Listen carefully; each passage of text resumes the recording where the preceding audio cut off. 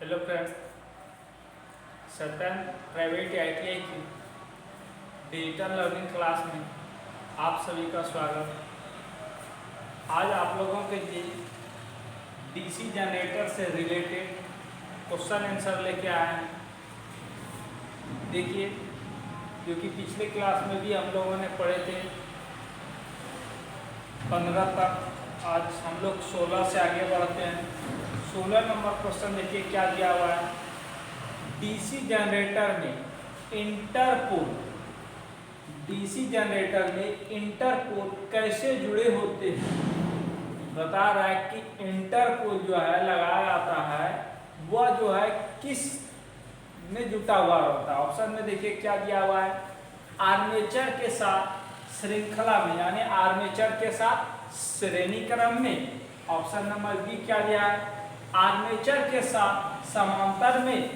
Option number सी क्या दिया है, शंट फील्ड के साथ श्रृंखला में। और ऑप्शन नंबर डी क्या दिया है, शंट फील्ड के साथ समांतर में। क्वेश्चन क्या बता रहा है, इंटरपोल का प्रयोग किया जाता है स्पार्किंग को कम करने के लिए। स्पार्किंग को कम करने के लिए तो स्पार्किंग होता कहाँ पे है, आर्मेचर में होता है। तो इसको जोड़ा जाएगा कहाँ पे, हमेशा आर्मेचर में। अब आर्मेचर में समांतर में भी दिया हुआ है और श्रेणी में दिया हुआ है। हमेशा इंटरपोल को जो है जोड़ा जाता है श्रेणी क्रम में। किसके श्रेणी क्रम में, आर्मेचर के साथ श्रेणी क्रम में जोड़ा जाता है इंटरपोल को। ऑप्शन नंबर ए क्या होगा हमारा, सही होगा। अगला क्वेश्चन हम लोग देखते हैं क्या दिया हुआ है। अगला क्वेश्चन दिया है, एक स्वयं उत्तेजित डीसी जनरेटर में अवशिष्ट चुंबकत्व की आवश्यकता क्या है। बता रहा है कि एक स्वयं उत्तेजित यानी सेल्फ एक्साइटेड जनरेटर है, वो भी कौन सा जनरेटर है, डीसी जनरेटर है। उसमें अवशिष्ट चुंबकत्व की आवश्यकता क्या है, यानी कि जब हम प्रारंभ में जनरेटर को चालू करते हैं तो उसमें कुछ मैग्नेटिक फील्ड बना हुआ रहता है। कहाँ पे, फील्ड में। तो वो फील्ड में जो बता रहा है कि वो अवशिष्ट चुंबकत्व का आवश्यकता क्या, उसकी वो जो है उसकी फील्ड में बना हुआ रहता है, उसकी आवश्यकता क्या, क्यों बना हुआ रहना चाहिए। ऑप्शन नंबर ए, वोल्टेज का निर्माण करते हैं। Option number B, field current कम करते हैं। Option number C, armature current कम करते हैं। और ऑप्शन नंबर डी क्या दिया हुआ है, नियत आउटपुट वोल्टेज बनाए रखते हैं। देखिए क्वेश्चन में क्या दिया हुआ है कि एक स्व उत्तेजित डीसी जनरेटर में अवशिष्ट चुंबकत्व की आवश्यकता क्या होती है। अवशिष्ट चुंबकत्व की आवश्यकता इसलिए होती है कि जब प्रारंभ में जनरेटर को स्टार्ट करेंगे तो वह स्व उत्तेजित है, इसलिए फील्ड को सेल्फ एक्साइटेड कर रहा है, तो करंट तब तक प्रवाहित नहीं होगी जब तक उसके फील्ड में जो है मैग्नेटिक फील्ड बना हुआ नहीं रहेगा। इसलिए आर्मेचर में वो करंट उत्पन्न नहीं करेगा। इसलिए वह क्या करने के लिए क्या आता है, वोल्टेज का निर्माण करने के लिए जो है एक स्व उत्तेजित जनरेटर में जो है चुंबकत्व का रहना अनिवार्य होता है। इसलिए ऑप्शन नंबर ए हमारा सही होगा। अगला क्वेश्चन देखिए क्या दिया हुआ है। अगला क्वेश्चन देखिए क्या दिया है, डीसी मशीन में वे कौन से दो बिंदु है जो ब्रश संपर्क प्रतिरोध को मापता है। बता रहा है कि डीसी जनरेटर मशीन में वे कौन सा दो बिंदु है जो ब्रश संपर्क प्रतिरोध को मापता है। कहाँ पे प्रतिरोध को मापते हैं, वो कौन सा दो बिंदु है। ऑप्शन में देखिए क्या दिया है, विपरीत ब्रश के बीच प्रतिरोध, यानी बता रहा ऑप्शन ए विपरीत ब्रश के बीच का प्रतिरोध। ऑप्शन नंबर बी क्या बता रहा है, ब्रश और कम्यूटेटर राइज के बीच प्रतिरोध। ऑप्शन नंबर सी क्या बता रहा है, ब्रश और कम्यूटेटर के बीच का प्रतिरोध। और ऑप्शन नंबर डी क्या बता रहा है, ब्रश और आर्मेचर कंडक्टर के बीच का प्रतिरोध। देखिए यहाँ पे बता रहा है वह कौन डीसी मशीन में वे कौन दो बिंदु है जो ब्रश संपर्क के प्रतिरोध को मापता है। ब्रश संपर्क कहाँ पे होता है, तो हमेशा ब्रश संपर्क कहाँ होता है, कम्यूटेटर में होता है। तो कम्यूटेटर में होता है तो कम्यूटेटर में मापना पड़ेगा। इसलिए ऑप्शन नंबर ए देखिए, विपरीत ब्रश की बीच यानी पॉजिटिव और निगेटिव के बीच में मापेंगे तो हमारा आर्मेचर प्रतिरोध मापा जाएगा। इसलिए ऑप्शन नंबर ए हमारा नहीं होगा। ऑप्शन नंबर बी देखिए क्या दिया है, ब्रश और कम्यूटेटर राइज के बीच यानी कार्बन ब्रश और कम्यूटेटर राइज, जहाँ पे कि आर्मेचर में वेंडिंग से सोल्डिंग किया जाता है, कम्यूटेटर राइज को बोल रहा है मापने के लिए। इसलिए कम्यूटेटर राइज में मापते हैं नहीं, क्योंकि वो आर्मेचर की करंट को भी माप लेगा। इसलिए ऑप्शन नंबर बी भी हमारा नहीं होगा। ऑप्शन नंबर सी क्या दिया है, ब्रश और कम्यूटेटर के बीच। हाँ, ऑप्शन नंबर सी हमारा सही होगा कि कार्बन ब्रश और कम्यूटेटर के बीच की प्रतिरोध को मापते हैं, जो कि वह डीसी मशीन के संपर्क में प्रतिरोध को मापता है। ऑप्शन नंबर सी क्या होगा हमारा सही होगा। अगला क्वेश्चन देखिए क्या दिया हुआ है। अगला क्वेश्चन दिया हुआ है, किस वोल्टेज ड्रॉप को एक्स के रूप में चिन्हित किया गया है। यहाँ पे एक्स के रूप में चिन्हित किया हुआ जो ये भाग है बता रहा है ये क्या दर्शा रहा है। यहाँ पे देखिए क्या दर्शा रहा है, ये करंट को दर्शा रहा है, मैक्सिमम ये करंट को दर्शा रहा है, और ये यहाँ पे IL यानी लाइन करंट को दर्शा रहा है। तो ऑप्शन में देखिए क्या दिया हुआ है, ऑप्शन में देखिए क्या दिया है, पूर्ण लोड वोल्टेज पता करने के लिए।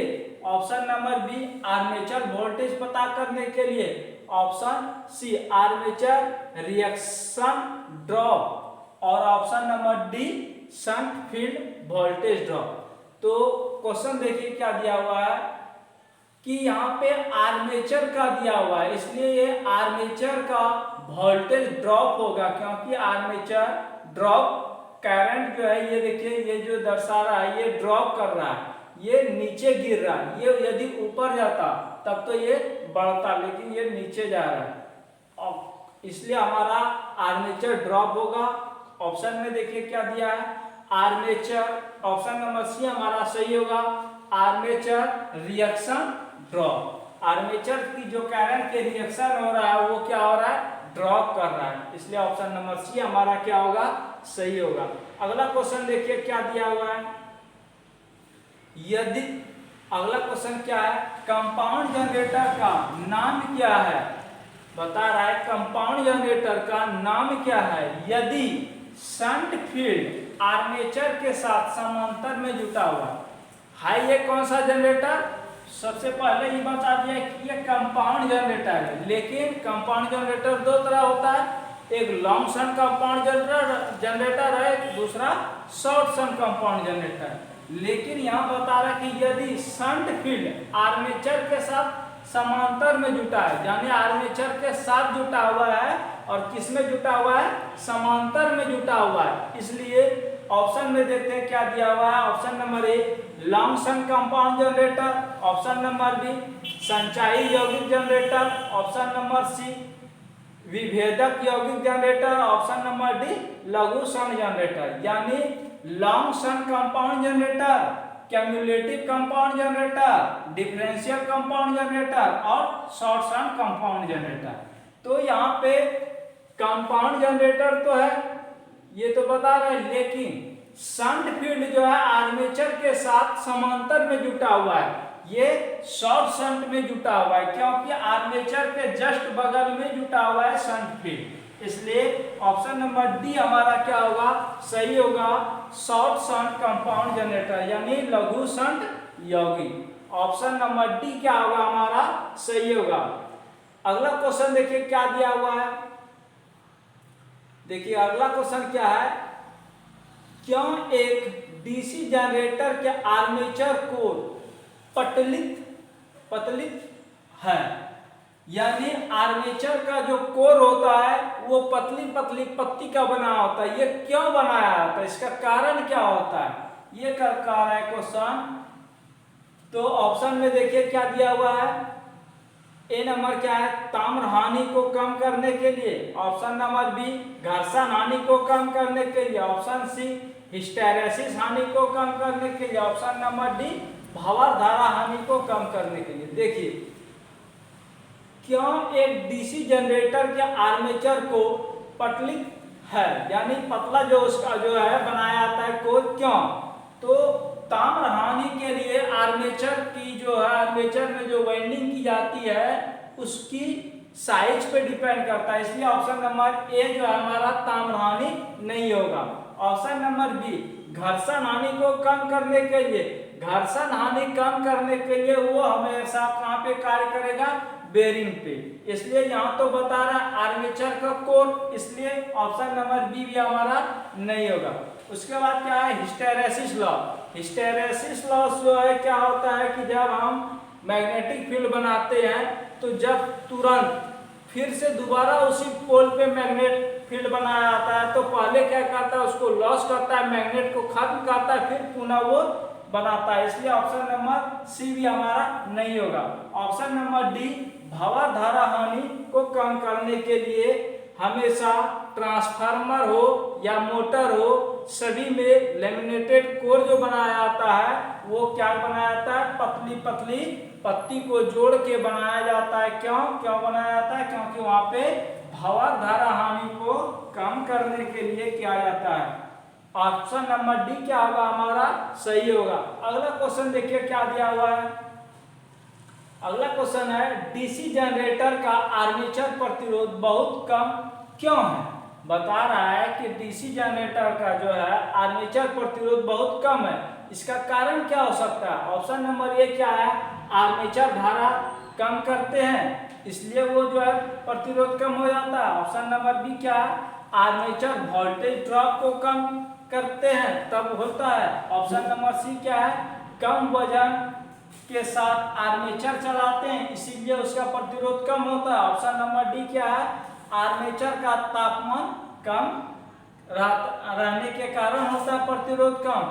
तो देखिए क्वेश्चन क्या कहता है कि डीसी जनरेटर का आर्मेचर प्रतिरोध बहुत कम है, यानी जब बहुत कम होगा तो क्या होगा, क्योंकि जब ऑप्शन नंबर ए देखिए क्या कर रहा है, आर्मेचर धारा कम करते हैं, आर्मेचर धारा कम करने से इसका प्रतिरोध कम नहीं होगा। ऑप्शन नंबर बी हमारा सही होगा, क्योंकि आर्मेचर वोल्टेज ड्रॉप को कम करेंगे तब हमारा जो है आर्मेचर का प्रतिरोध बहुत कम हो जाएगा, इसलिए ऑप्शन नंबर बी क्या होगा हमारा सही होगा। अगला क्वेश्चन देखिए क्या दिया हुआ है, डीसी जनरेटर को घड़ी की दिशा में ही क्यों चलाना चाहिए? बता रहा है कि जब एक डीसी जनरेटर है, जनरेटर को क्लॉकवाइज दिशा में ही घुमाना चाहिए। क्यों घुमाना चाहिए? ऑप्शन देखिए ए में क्या दिया है, ब्रश को नुकसान से बचाते हैं, यानी जब डीसी जनरेटर में कार्बन ब्रश को लगाते हैं उसके ब्रश से नुकसान से बचाते हैं। ऑप्शन नंबर बी क्या बता रहा है, अपशिष्ट चुंबकत्व की रक्षा करते हैं, उसमें जब मैग्नेटिक फील्ड बनता है अपशिष्ट चुंबक जो शेष बचता है उसकी रक्षा करने के लिए। ऑप्शन नंबर सी, आर्मेचर में शंट सर्किट से बचाने के लिए, यानी आर्मेचर में शॉर्ट सर्किट से बचाने के लिए। ऑप्शन नंबर डी क्या है, जनरेटर अति भार करने से बचाने के लिए, जनरेटर में अतिरिक्त लोड बढ़ने से बचाने के लिए। तो ये क्वेश्चन हमारा क्या कर रहा है, डीसी जनरेटर को घड़ी की दिशा में ही घुमाना क्यों चाहिए? क्योंकि जब ऑप्शन नंबर ए क्या है, ब्रश को नुकसान से बचाते नहीं, ऑप्शन नंबर ए हमारा नहीं होगा। ऑप्शन नंबर बी देखिए क्या है, अपशिष्ट चुंबकत्व की रक्षा करने के लिए। हाँ, घड़ी की दिशा में जब क्लॉकवाइज दिशा में घुमाएंगे हमेशा तो मैग्नेटिक फील्ड जो है उसके पोल में जहाँ पे फील्ड वाइंडिंग किया जाता है वहां पे अवशिष्ट कुछ चुंबकत्व का गुण रह जाता है, उस गुण के कारण ही जनरेटर फिर से करंट प्रवाहित करने लगता है, इसीलिए वह जो है क्लॉकवाइज दिशा में घुमाया जाता है कि वह उसमें जो अपशिष्ट मैग्नेटिक फील्ड बचता है उसको उसी की रक्षा करता है, इसलिए ऑप्शन नंबर बी हमारा सही होगा। यदि एंटी क्लॉकवाइज दिशा में घुमा देंगे ये अपशिष्ट चुंबकत्व खत्म हो जाएगा तो मैग्नेटिक फील्ड पोल का खत्म हो जाएगा, तो फिर से पुनः हमको उसको जो है करंट देना पड़ेगा या अलग से उत्तेजित करना पड़ेगा, तब वो फिर करंट देने लगेगा। इसलिए ऑप्शन नंबर बी हमारा क्या होगा, सही होगा। अगला क्वेश्चन देखिए हम लोग क्या देखते हैं। अगला क्वेश्चन क्या है, बड़े डीसी जनरेटर में घुमावदार क्षतिपूर्ति क्यों प्रदान की जाती है। बता रहा है कि बड़े जनरेटर में घुमावदार क्षतिपूर्ति क्यों प्रदान की जाती है। ऑप्शन नंबर ए में देखिए क्या है, अधिक लोड कनेक्ट करने के लिए। ऑप्शन नंबर बी कम्यूटेशन प्रभाव को कम करने के लिए।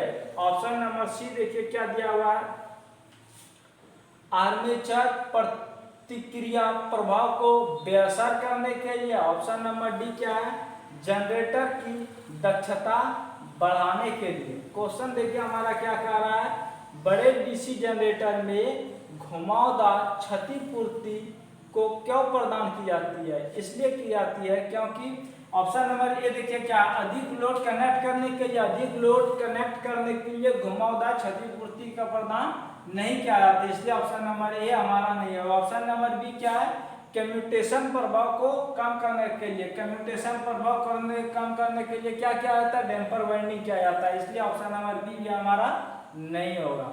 अगला देखिए ऑप्शन में क्या है, आर्मेचर प्रतिक्रिया प्रभाव को बेअसर करने के लिए।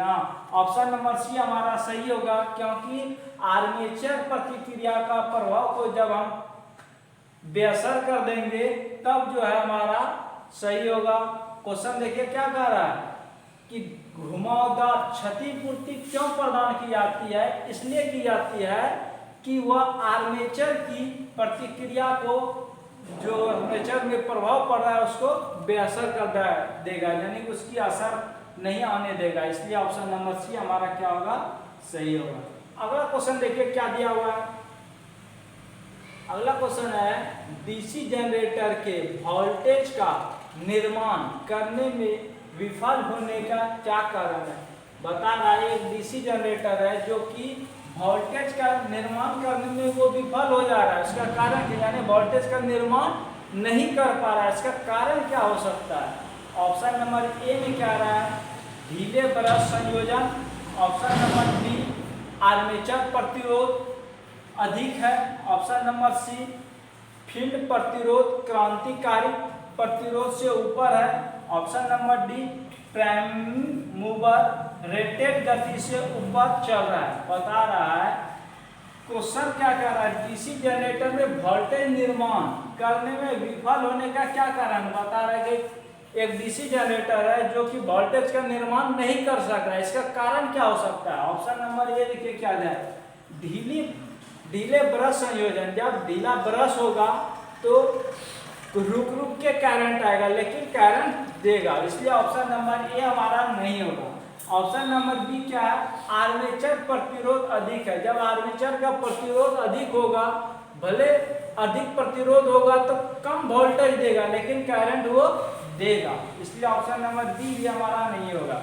ऑप्शन नंबर डी क्या है, प्राइम मूवर रेटेड गति से ऊपर है, यानी कि जब उसको अलग से उत्तेजित करते हैं फील्ड को, वह अधिक गति से रोटेट करेगा तो फील्ड में अधिक जो है मैग्नेटिक फील्ड बनाएगा, इसलिए ये भी हमारा सही नहीं होगा, क्योंकि यहाँ से भी करंट हमें मिलेगा। ऑप्शन नंबर सी क्या है, फील्ड प्रतिरोध क्रांतिकारी प्रतिरोध से अधिक है। यदि फील्ड की ही प्रतिरोध, क्योंकि फील्ड के कारण ही आर्मेचर में करंट की उत्पत्ति होती है, और यदि फील्ड की प्रतिरोध ही जो अधिक बना दिया जाए तो आर्मेचर में करंट निर्माण नहीं करेगा, इसलिए ऑप्शन नंबर सी क्या होगा, हमारा सही होगा। अगला क्वेश्चन देखिए क्या दिया हुआ है, जनरेटर का नाम क्या है। बता रहा है जनरेटर का नाम क्या है यदि इसका छेद यानी फील्ड आर्मेचर के समांतर में जुड़ा हुआ है, यानी बता रहा है जनरेटर का नाम क्या है, यानी फील्ड वाइंडिंग आर्मेचर के समांतर क्रम में जुटा हुआ है, तो कौन सा जनरेटर कराएगा, शॉर्ट शंट जनरेटर यानी shunt generator. Option number B श्रेणी जनरेटर। ऑप्शन नंबर सी यौगिक जनरेटर। ऑप्शन नंबर डी स्वयं उत्तेजित जनरेटर, यानी shunt generator, series generator, compound generator और सेल्फ एक्साइटेड जनरेटर। तो यहाँ बता रहा है कि फील्ड वाइंडिंग आर्मेचर के समांतर में जुटा हुआ है। जब आर्मेचर फील्ड वाइंडिंग आर्मेचर के समांतर में जुटा होगा तो वो शंट जनरेटर कहलाएगा। ऑप्शन नंबर ए क्या होगा हमारा सही होगा, शंट जनरेटर। अगला क्वेश्चन देखिए क्या दिया हुआ है। डीसी जनरेटर में पोल शू का उद्देश्य क्या है। जो डीसी जनरेटर बनाया जाता है उसमें जो पोल शू होता है जो कि उसी के ऊपर में फील्ड वाइंडिंग किया जाता है, बता रहा है उसका उद्देश्य क्या होता है। ऑप्शन नंबर ए क्या है, एयर गैप को कम करने के लिए। ऑप्शन नंबर बी क्या है, क्षेत्र की ताकत बढ़ाने के लिए। ऑप्शन नंबर सी क्या है, चुंबकीय हानि को कम करने के लिए। ऑप्शन नंबर डी क्या है, एयर गैप में सामान्य रूप से फ्लक्स को फैलाने के लिए। पोल शू का कार्य क्या होता है। ऑप्शन नंबर ए क्या है, एयर गैप को कम करने के लिए। एयर गैप को कम करने के लिए पोल शू का प्रयोग नहीं किया जाता। ऑप्शन नंबर ए हमारा नहीं होगा। ऑप्शन नंबर बी, क्षेत्र की ताकत बढ़ाने के लिए।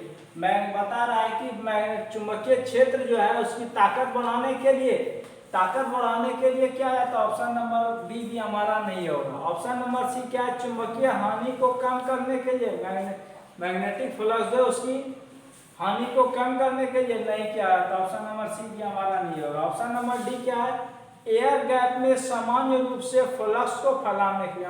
ऑप्शन नंबर डी हमारा सही होगा, क्योंकि एयर गैप में सामान्य रूप से चुंबकीय फ्लक्स, मैग्नेटिक फ्लक्स को यदि फैला दिया जाएगा तब डीसी जनरेटर अधिक कार्य करेगा। इसलिए ऑप्शन नंबर डी हमारा सही होगा, एयर गैप में सामान्य रूप से फ्लक्स को फैलाने के लिए। ऑप्शन नंबर डी क्या होगा हमारा सही होगा। अगला क्वेश्चन देखिए क्या दिया हुआ है। डीसी जनरेटर में स्लिप रिंग का क्या कार्य। देखिए डीसी जनरेटर में स्लिप रिंग यानी दो रिंग होता है, एक स्लिप रिंग एक स्लिप रिंग। यहाँ पे पूछ रहा है स्लिप रिंग का कार्य क्या होता है। ऑप्शन नंबर ए, नियंत्रण वोल्टेज बनाए रखने के लिए। ऑप्शन नंबर बी, धारा को एक दिशा में एकत्रित करता है। ऑप्शन नंबर सी, ब्रश पर वोल्टेज ड्रॉप को कम करता है। ऑप्शन नंबर डी, रेटेड की तुलना में टर्मिनल वोल्टेज को बढ़ा के रखता है। यानी क्वेश्चन देखिए क्या कह रहा है, डीसी जनरेटर में स्लिप रिंग का क्या कार्य है। स्लिप रिंग क्या करता है, धारा को एकत्रित करता है। कौन सा धारा को, डीसी धारा को। चूंकि स्लिप रिंग का प्रयोग डीसी में किया जाता है और स्लिप रिंग का प्रयोग एसी में किया जाता है, इसलिए ऑप्शन नंबर ए, नियंत्रण वोल्टेज बनाए रखने के लिए, ये हमारा ऑप्शन नंबर ए गलत है, ये हमारा नहीं होगा। ऑप्शन नंबर बी, धारा को एक दिशा में एकत्रित करने के लिए। ऑप्शन नंबर बी क्या होगा हमारा सही होगा, धारा को एक ही दिशा में, जहाँ पे पॉजिटिव है पॉजिटिव को एक साइड किया जाता है और नेगेटिव को एक साइड किया जाता है। यानी एक दिशा में धारा को बनाए रखने के लिए जो है स्लिप रिंग का प्रयोग किया जाता है। ऑप्शन नंबर बी हमारा सही होगा। अगला क्वेश्चन देखिए क्या दिया हुआ है, जनरेटर में ब्रश बनाने के लिए किस सामग्री का उपयोग किया जाता है। बता रहा है जनरेटर में जो ये कार्बन ब्रश जो ब्रश बनाया जाता है वो किस चीज का बना होता है। ऑप्शन नंबर ए में है स्टील और graphite. Option number B, carbon और ग्रेफाइट। ऑप्शन नंबर सी, ढालवे लोहा और ग्रेफाइट। ऑप्शन नंबर डी, कैम्यू एल्युमिनियम और ग्रेफाइट। तो हमेशा ब्रश जो है किसका बना होता है, कार्बन का और ग्रेफाइट का, जो कि ऑप्शन नंबर बी हमारा सही है।